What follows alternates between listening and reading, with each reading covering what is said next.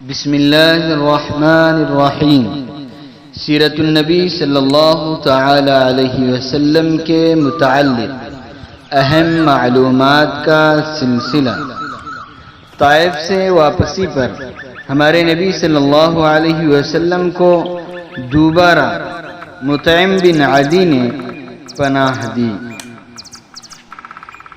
طائف سے واپسی کے بعد جب ہمارے نبی صلی اللہ علیہ وسلم بہت زیادہ دل برداشتہ تھے تو اللہ تعالی نے آپ کو تسلی دینے کی خاطر معراج پر بلایا۔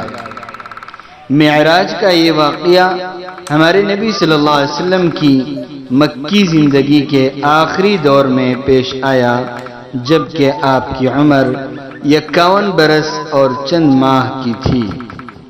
ہمارے نبی صلی اللہ علیہ وسلم نے معراج میں 7 آسمانوں کی سیر کرتے ہوئے عرش معلی تک پہنچے اور اللہ تعالی کا دیدار فرما کر شرف ہم کلامی بھی حاصل کی، نیز جنت و جہنم کی بھی سیر فرمائی۔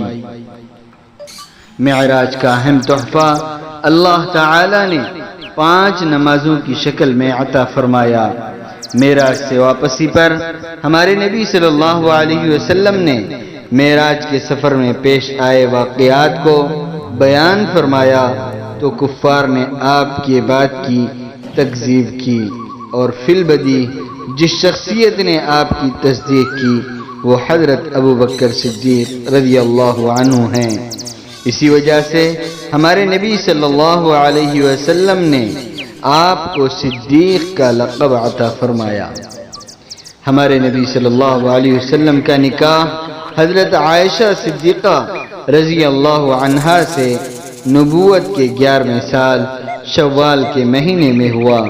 اس وقت حضرت عائشہ صدیقہ رضی اللہ عنہا کی عمر 6 برس کی تھی اور رخصتی 9 برس کی عمر میں ہوئی۔ السلام علیکم ورحمۃ اللہ وبرکاتہ۔ اس چینل کو سبسکرائب کریں، لائک کریں اور شیئر کریں۔